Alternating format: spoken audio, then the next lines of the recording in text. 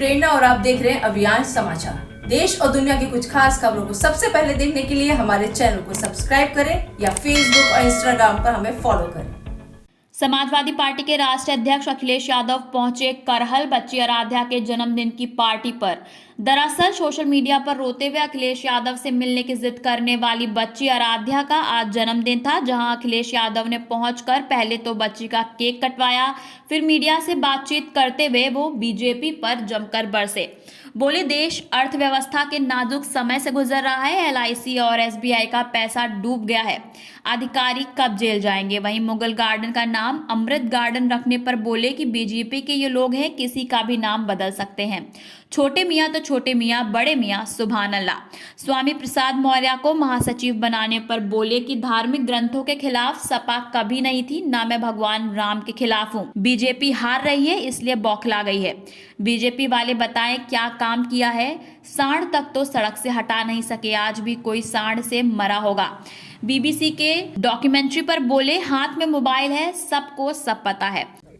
BJP वाले कब्जा कर लेंगे तो डीएम सो रहे हैं या अधिकारी सो रहे हैं, उनको कार्रवाई करनी चाहिए। जिस समय हुआ है उस समय अधिकारी क्यों नहीं कार्रवाई हो रही उन पर?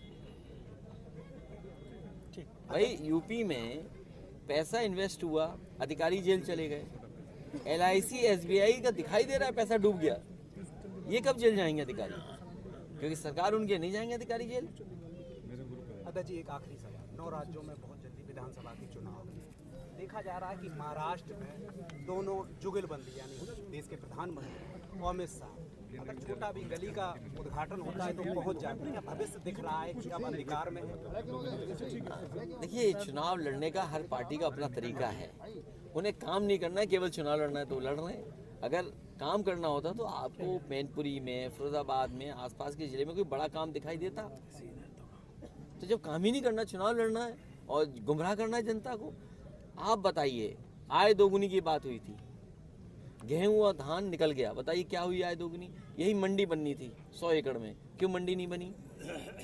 बिजली का बिल कितना देना पड़ रहा है आपको? सिलेंडर कितना महंगा हो गया आपका? खाद मिली नहीं, डीएपी मिली नहीं, कितना महंगा हो गया आपका? तो इन सवालों का जवाब ही नहीं उनके पास। और फिर नौकरी और रोजगार का सवाल था। बताओ नौकरी कैसे मिलेगी जब कोई कारखाना नहीं लगेगा, सरकार कोई अच्छा काम नहीं करेगी, नौकरी कहाँ से मिल जाएगी? क्या दुनिया से मुकाबला करोगे आप? कोई चीज़ नहीं बना रहे हो, हर चीज़ आप चीन से मंगा ले रहे हो। आप सपना दिखा रहे हो जाने किस बात को लेकर के। ये जितने मोबाइल हैं सब असेंबल्ड हैं। ये वीवो चाइनीज़ है, ये चाइनीज़ होगा, ये भी चाइनीज़ होगा, सब चाइनीज़ खड़े। हम पे मोबाइल वगैरह चाइना से हम दूर रहेंगे, कारोबार नहीं करेंगे। याद है समय कि नहीं याद है? अभी अखबार में निकला है चीन ने कितने पॉइंट कब्जा कर लिया हमारे। आप सवाल ही नहीं पूछ सकते उस पर, कोई जवाब ही नहीं आएगा सरकार का। बजट के लिए हलवा बट गया है, 1 तारीख को बजट आने वाला है। तो क्या है, लेकिन महंगाई क्या कम हो जाएगी? नौकरी थोड़ी मिल जाएगी इस एक बजट से। नौकरी तब मिलती है अगर इन्होंने पहला बजट अच्छा रखा होता, पहले दिन से आज तक अगर तैयारी की होती तो शायद आज नौकरी रोजगार मिलती। अब आज जब बजट में कोई इंतजाम करोगे तो कल मिलेगा कुछ, और कल तो चुनाव है, इसीलिए इवेंट हो रहे हैं, इसीलिए G20 हो रहा है, इसीलिए वो आयोजन चल रहे हैं जिले जिले में। माइंड वॉश किया जा रहा है। माइंड वॉश नहीं, आंखें बंद करी जा रही हैं। कुछ देखो मत। चलिए, अगर नहीं बुरा लग रहा है, मुझे बुरा लगता है। अगर तुम जैसे चैनल को नहीं बुरा लगता है तो मैं उसके लिए कुछ नहीं कर सकता, क्योंकि फिर वो चैनल बिका हुआ है। अध्यक्ष जी, एक तरफ तो नेताजी को सम्मान, दूसरी तरफ आपकी सुरक्षा घटा ली जाती, तीसरी ओर सुप्रीम कोर्ट के रास्ते से घेरा जाता है। क्या मंशा है इनकी? देखिए, कोई मंशा नहीं है, बीजेपी हार रही है। इस बार क्लीन बोल्ड होने जा रही है यूपी में, क्लीन बोल्ड, देख लेना आप, क्योंकि जनता इंतजार कर रही है। इनका 22 खत्म नहीं हुआ, बीजेपी का 22 नहीं खत्म हुआ, क्योंकि बीजेपी ये मानती है 22 हुआ नहीं तो किसान की आय दोगुनी करनी पड़ेगी, करोड़ नौकरी देनी पड़ेगी। बीजेपी बोलोगा 22 खत्म ही नहीं होगा 24 तक। महंगाई चरम सीमा पर, बेरोजगारी चरम सीमा पर, न्याय की कोई उम्मीद नहीं कर सकता, अन्याय होगा। धार्मिक इन चीज़ों में उलझाना फंसाना। अरे आपको याद होगा, बीजेपी एक नेता ने कहा कि सीता माँ टेस्ट ट्यूब बेबी से पैदा हुई हैं, कुछ याद इस तरह का स्टेटमेंट दिया था, याद है कि नहीं याद है? उनके सहयोगी बताओ भगवान राम के लिए क्या कहते हैं? भगवान राम के लिए क्या कहते हैं? और उनके एक साथी न जाने क्या और कुछ कहते हैं। इसलिए मैं उन बातों में नहीं उलझना चाहता हूँ। अब इन्वेस्टमेंट मीट कर रहे हैं, बताइए जब चुनाव आ गया तब इन्वेस्टमेंट मीट, ये इन्वेस्टमेंट मीट नहीं है, ये आयोजन है जनता को गुमराह करने के लिए, धोखा देने के लिए। अरे भाई तुमने 6 साल में कुछ नहीं किया। आप बताओ कि 6 साल में आपने जमीन पे क्या उतारा है। पहले इन्वेस्टमेंट मीट हुई, यही उद्योगपति आए थे जो अब आएंगे, जो उद्योगपति पहले आए थे वो फिर आने जा रहे हैं। तो जो एमओयू पहले किए थे तो फर्जी थे क्या? बीजेपी वाले तो केवल एक काम करते हैं। मुझे अच्छी खुशी की बात है, यहाँ तो वो कपड़े कोई नहीं पहने। अगर बीजेपी को दिख जाए कोई सूट पहने टाई लगाए, उसी से एमओयू करा लेते हैं। मुझे खुशी है यहाँ पर कोई एमओयू वाला नहीं बैठा। विदेश गए एमओयू कराने, एमओयू हो गए विदेश से, फिर देश के बड़े बड़े शहरों में गए, वहाँ एमओयू हो गए। मैनपुरी में नहीं आए एमओयू कराने, कन्नौज में तो कराया है। बता रहे 6000 करोड़। मतलब कन्नौज के लोग इत्र चाहते हैं। कन्नौज के शहर में, हालांकि वो बात कन्नौज में कहूँगा तो ज़्यादा असर रखेगी, एक काऊ मिल्क प्लांट बनाया था मैंने, जिससे गाय के दूध के ही उत्पादन मिले, उसी का प्रोड्यूस मिले लोगों को। और बताओ ये बियर फैक्ट्री लगा रहे हैं। हम गाय का दूध पिलाना चाहते हैं, ये बियर पिलाना चाहते हैं। ये हैं बीजेपी वाले लोग। इस पर सवाल नहीं पूछोगे आप। काऊ मिल्क प्लांट बंद हो गया, बियर का प्लांट लगाने हैं। बताओ बियर पीनी है कि गाय का दूध पीना है? आप बताओ। अध्यक्ष जी, विपक्ष के रूप में सबसे ज्यादा ताकत तो आप लोगों को दिया गया है। सेकंड, देखिए, समाजवादी पार्टी लगातार अपनी बात रख रही है और समाजवादी पार्टी के पास ये काम बताने को, दिखाने को है। बीजेपी वाले बताए क्या काम किया उन्होंने, बताओ। सांड तक तो हटा नहीं पा रहे, आज भी लोग मर रहे हैं। अगर आज अखबार उठाओगे तो क्यों नहीं कोई सांड से मरा होगा आज भी। मतलब देश के प्रधानमंत्री ने सांड हटाने के लिए कहा, सांड नहीं हटा पा रही लोग। लोकसभा 2024 का समय भी नजदीक आ देखिए, रहा है। 2024 क्या गठबंधन के साथ आप लड़ेंगे या अकेले दम पर पूरे उत्तर प्रदेश में आप? देखिए, समाजवादी पार्टी अपनी पूरी ताकत से चुनाव लड़ने जा रही है। गठबंधन के साथ जो हमारे साथ पहले से गठबंधन में है दल, उनको साथ लेकर के। वहीं कांग्रेस कह रही है कि हमारे बिना गठबंधन की पूरी कल्पना की नहीं जा सकती। तो कांग्रेस कहती रहे, उसे क्या कहने में कौन बुराई है। हम कुछ भी कहें, आप चलाओगे नहीं चलाओगे आपकी मर्जी। अध्यक्ष जी, बागेश्वर धाम वाले शास्त्री धीरेन्द्र शास्त्री पर अवैध टिप्पणी हो रही है। मैं तो आपसे कहूँगा उनका देखना मत ना पड़े। मैं तो आपसे कहूँगा भाई, मेरा तो यही निवेदन है, अगर ठीक ठाक रहना है तो देखो वाको नहीं हो सकता। अरे कहाँ दुनिया पहुँच गई, सोचो कहाँ दुनिया जा रही है। एक्सप्रेस वे बन रहे हैं, लोग आना जाना कितना आसान हो गया, जिंदगी आसान हो गई। कहाँ तुम उन चैनलों के चक्कर में पड़े हो यार। एक जो स्वानी शाह और बन के आई है। हिंदू शब्द धार्मिक शब्द नहीं, भौगोलिक शब्द है। इसको लेके आपको कौन? केरल के राज्यपाल आरिफ मोहम्मद ने दोबारा दोहराया। मैं बहुत सारी इतनी जानकारी नहीं रखता। मैंने तो एक बार प्रधानमंत्री जी को ये सुना कि जर्मनी और भारत का कुछ एक है, तो मैं क्या मानूं भूगोल। तो भूगोल तो बदलता नहीं ना कभी। आप उठाइए वो प्रधानमंत्री जी का। प्रधानमंत्री जी ने जर्मनी में जाके कुछ कहा था कि भारत और जर्मनी के लोगों का जीन्स एक है, डीएनए एक है। कोई गलत बात नहीं कहूँगा मैं, मुझे याद नहीं है, लेकिन क्योंकि बात निकली है तो मैं कह रहा हूँ। तो ज्योग्राफी तो बदलनी नहीं चाहिए ना। तो कहाँ जर्मनी कहाँ भारत। सवाल इसलिए महत्वपूर्ण हो जा रहा है क्योंकि जब भी चुनाव होते रहे 80-20 का चुनाव करके बीजेपी अरे छोड़ो यार 80-20, वो चौपाई नहीं सुनी तुमने अभी? नहीं सुना तो फिर दोबारा मैंने सुनी। अपना नाम बता दो। दीपक कटरिया। कठेरिया। अरे भाई शूद्र, आपको नमस्कार। कोई दिक्कत नहीं है, जो चीज है परिचय उसको बताने में कोई समस्या तो नहीं हम भी तो शूद्र हैं, तुम्हारे साथ हैं, नहीं, हम कहीं अलग नहीं है तुमसे। मैं उसकी बात नहीं कर रहा। क्यों नहीं कर रहे बात उसकी? मैं अपने आप को मान रहा हूँ। सूत्र मान रहे हो कि नहीं मान रही हो? कोई दिक्कत नहीं, जो बीजेपी बना मैं भी तो मान रहा हूँ, मगर मैं अपने आप को किसी ब्राह्मण से कम नहीं समझता, बस ये जानता हूँ। बहुत बधाई हो आपको, बहुत। अच्छा, 9 राज्यों के आजम खां के अधिकार छीन लिए। ये कौन नई चीज बता रहे हो यार? आजम साहब पे सब झूठे मुकदमे हैं, दीपक यादव पे झूठे मुकदमे हैं, हम पे आप पे तुम सच दिखा दो अभी झूठे मुकदमे लग जाएंगे तुम पे भी। इसको कोई नई बात मत मानिए। बीजेपी इसी तरह फंसा रही लोगों को। अच्छा ये बताइए, एसबीआई और एलआईसी का पैसा डूब गया, 55,000 करोड़ और 17,000 करोड़, 1 लाख करोड़ चला गया पैसा।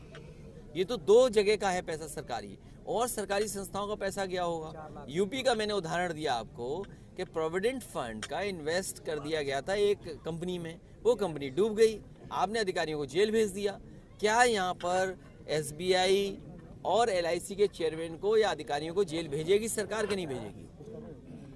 अध्यक्ष जी जो पैसा डूबा है इससे क्या देश में महंगाई भी बढ़ सकती है, प्रदेश में महंगाई बढ़ देखिए, ये मैं इतना बड़ा अर्थशास्त्री नहीं हूँ, लेकिन मैंने पैसा डूबते हुए देख लिया। जो नंबर 2 पे था कहाँ पहुँच गया।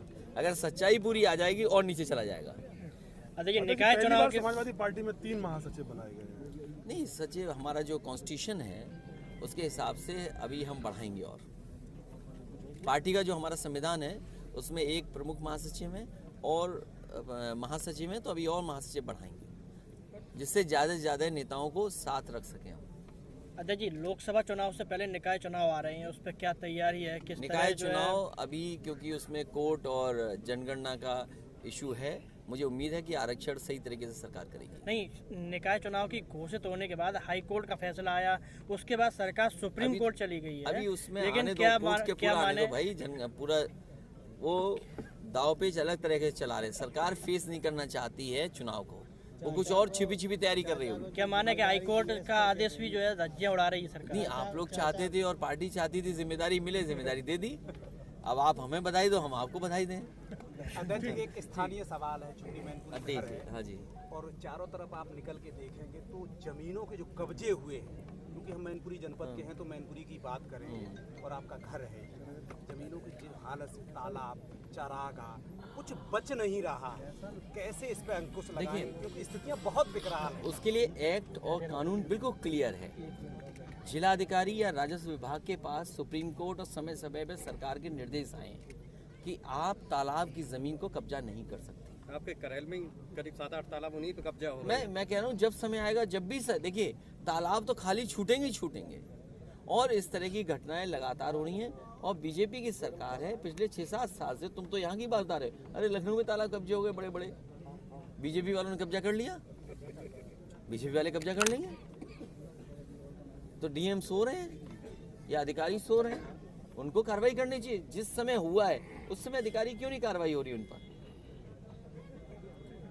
भाई यूपी में बीजेपी के लोग हैं, किसी का भी नाम बदल सकते हैं। और वो एक कहावत है कि छोटे मियाँ तो छोटे मियाँ, बड़े मियाँ सुभान अल्लाह।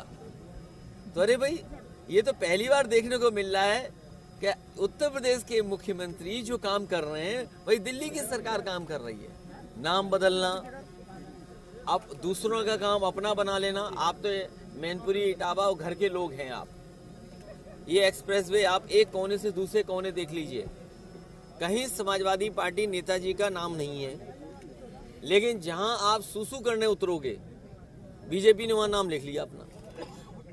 जिस स्टेडियम में आज मैच खेला जा रहा है, आज इंडिया और न्यूजीलैंड का जिस स्टेडियम में मैच हो रहा है, ये समाजवादियों की देन है।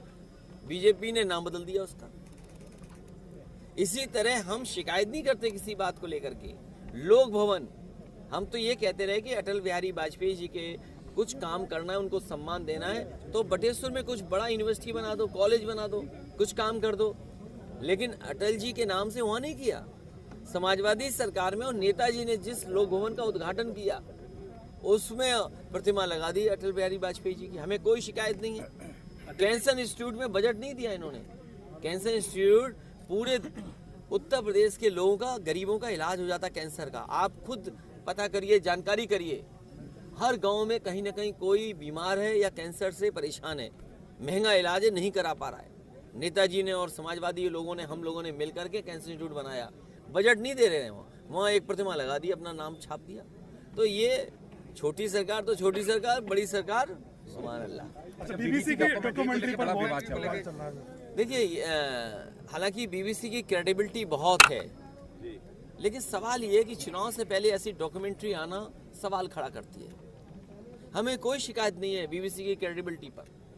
ये डॉक्यूमेंट्री पहले भी तो आ सकती थी, 1 साल पहले, 2 साल पहले, लेकिन 24 का चुनाव आने से पहले ये डॉक्यूमेंट्री क्यों आई है? और फिर डॉक्यूमेंट्री में जो सच्चाई है, क्या भारत सरकार को शर्म नहीं आ रही इन बातों को देखकर कि दुनिया में कितनी बदनामी हो रही है, किस तरह लोगों की जान गई है, किस तरीके से सरकारी मशीनरी लगी थी हत्या कराने में? तो ये डॉक्यूमेंट्री में सब बातें। और फिर आज के ज़माने में तुम बैन कर रहे यूट्यूब, हर एक के मोबाइल में वो डॉक्यूमेंट्री है। अरे बीजेपी वालों, इतना तो समझ रखो कि आज के ज़माने में कोई चीज़ कुछ रोक नहीं सकता। सबके मोबाइल में और जेब में रखी हुई डॉक्यूमेंट्री, और ये बताओ बैन कर रहे हैं यूट्यूब पर। कितने ना समझ लोग हैं ये। मैं आपसे कह रहा हूँ, धार्मिक ग्रंथ के खिलाफ कोई नहीं है, ना मैं खिलाफ हूँ। भगवान श्री राम के खिलाफ कोई नहीं है, रामचरितमानस के खिलाफ कोई नहीं है। हमसे बोलो रामचरितमानस के खिलाफ नहीं है। लेकिन मेरे पत्रकार साथी, मैंने अपना स्टेटमेंट दिया है, कहा है कि मुख्यमंत्री अगर योगी न होते, धार्मिक स्थान से वहां आए होते, तो शायद वो सवाल मैं न पूछता उनसे। लेकिन क्योंकि वो योगी भी हैं और धार्मिक स्थान से उठ करके सदन में आए हैं, वो बात मैं आपसे नहीं पूछूंगा। मैं ये कहूंगा कि वो चौपाई एक बार हमें पढ़ के सुना दो। क्या आप पढ़ के सुना सकते हो, मुझे बताओ। और फिर मैं मुख्यमंत्री जी से पूछने जा रहा हूं कि मैं शूद्र हूं कि नहीं हूं।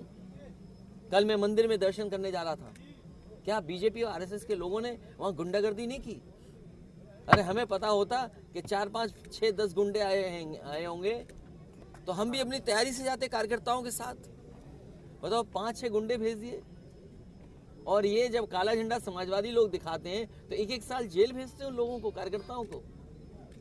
1-1 साल जेल गए हैं समाजवादी कार्यकर्ता, 2-2 साल रहे हैं केवल सिद्धांत पे विरोध करने के लिए। इसलिए पत्रकार साथी, अगर चौपाई आपको याद हो तो भगवान श्री राम की कसम खाओ और वो चौपाई पढ़ दो। अगर अच्छी है तो अच्छी है, खराब है तो खराब है। अध्यक्ष जी, कोई खिलाफत नहीं कर रहा ग्रंथ की, ना भगवान के खिलाफ है, ना रामचरितमानस के खिलाफ है। लेकिन ये बीजेपी वाले ये बताएं उनके नेता क्या क्या कहते हैं। आप चौपाई पढ़िए ना, आप पढ़ दो। मैं नहीं, अगर याद है तो पढ़ दो आप। और उसके बाद मैंने मुख्यमंत्री जी से कहा कि मुख्यमंत्री से मैं सदन में पूछूंगा कि मैं शूद्र हूं कि नहीं हूं। आप पढ़ दो चौपाई। ढोल गवार शूद्र पस नारी सकल ताड़ना के अधिकारी। तो हम क्या हैं? अच्छा हमें बता दो, हम क्या हैं? हम क्या हैं? शूद्र हैं कि नहीं है? नहीं, शूद्र कहाँ से हुए? मुझे नहीं पता। अब ये बड़े ज्ञानी पत्रकार हो भाई। ए भाई, इनका गंगा जल से पैर धो दो, सर धो दो इनका। अरे पत्रकार साथी, हर चीज में तुम ऐसा खेल खेलोगे। किस अखबार के हो? नाम क्या है इनका? पूरा बताइए ना। पुष्पेंद्र सिंह। तो ये तो शूद्र नहीं है ना। अगर शूद्र हो क्या तुम? कह दो तुम शूद्र हो, कह दो तुम शूद्र हो। तुम जाओ, तुम हम चैलेंज करते हैं इस बात के लिए। इसीलिए ना समझ मत दो आज के जमाने में, धोखा मत दो। एक नौकरी के लिए तुम समाज में इस तरह की चीजें मत उठाओ। एक नौकरी के लिए कुछ वेतन मिल गया है, जिंदगी चल रही है बस। अध्यक्ष जी, मैं यही सवाल तुम्हारे मुख्यमंत्री से पूछने जा रहा हूँ। और तुम्हें अगर नहीं बुरा लग रहा है, मुझे बुरा लगता है। अगर तुम जैसे चैनल को नहीं बुरा लगता है तो मैं उसके लिए कुछ नहीं कर सकता, क्योंकि फिर वो चैनल बिका हुआ है। गुजरात के रास्ते से गुजरातियों देश पर कब्जा करने जा रहे थे। कोई बात नहीं। पूरे देश को गुजराती कब्जा करने के लिए जा रहे हैं तो गुब्बारा फूट गया। नहीं भाई, क्या समय अब इनका नजदीक आ चुका है? क्या कहेंगे अध्यक्ष? मैं अपने सभी पत्रकार साथियों से ये कहना चाहूँगा कि ये समय देश के लिए और अर्थव्यवस्था के लिए बहुत नाजुक है। मुझे याद है कि जिस समय बिजली विभाग के सरकारी कर्मचारियों का प्रोविडेंट फंड एक प्राइवेट कंपनी में इन्वेस्ट कर दिया गया था और वो प्राइवेट कंपनी जब डूब गई तो उत्तर प्रदेश सरकार का पैसा डूब गया था और उसमें आरोप लगा करके बड़े बड़े अधिकारियों को जेल भेज दिया गया था। ईडी और तमाम तरह की जांचें हुई थी उस पैसे से जिन जिन का संबंध था। आज एसबीआई का, जो हमारी सबसे प्रतिष्ठित संस्थान है, बैंकिंग में भारत की सबसे प्रतिष्ठा वाली जगह है एसबीआई, और फिर दूसरी प्रतिष्ठित जिसमें आम आदमी ने अपना पैसा लगाया LIC, अगर 70,000 करोड़ से ज्यादा 55,000 करोड़ रुपया इन्वेस्ट कर दिया जाएगा प्राइवेट, और वो भी एक जानबूझ करके लाभ पहुंचाने के लिए, एक उद्योगपति के लिए, और अगर वो उद्योगपति डूबा तो क्या एसबीआई के बड़े अधिकारी, LIC के चेयरमैन जेल जाएंगे कि नहीं जाएंगे? उत्तर प्रदेश में भारतीय जनता पार्टी की सरकार ने जिन लोगों ने प्रोविडेंट फंड को DHFL में इन्वेस्ट कर दिया था। DHFL गिरने की वजह से, डूबने की वजह से वो पैसा डूबा था। उस समय अधिकारियों पर आरोप लगा करके जेल भेजा, कई साल उन्हें जेल रहना पड़ा। ये तो 1200 करोड़ का मामला था, ये तो 1 लाख करोड़ से ज्यादा का मामला है। अरे कितनी हेराफेरी करोगे बीजेपी वालों, इतनी हेराफेरी कि कहां तुम दुनिया में भारत को दिखाने के लिए, हमारे गरीब लोगों को दिखाने के लिए कि वो उद्योगपति नंबर 2 पर, और देखो कैसे नंबर 2 से किस नंबर पे पहुंच गए। और सच्चाई ये है कि पता नहीं किस नंबर पे पहुंच जाएंगे। तो ये देश का नुकसान हो रहा है। क्या सरकार कार्रवाई करेगी कि नहीं करेगी? अध्यक्ष जी, आज मुगल गार्डन का नाम बदल कर अमृत उद्यान कर दिया गया है। अभियान समाचार के लिए शिव कुमार की रिपोर्ट, मैनपुरी।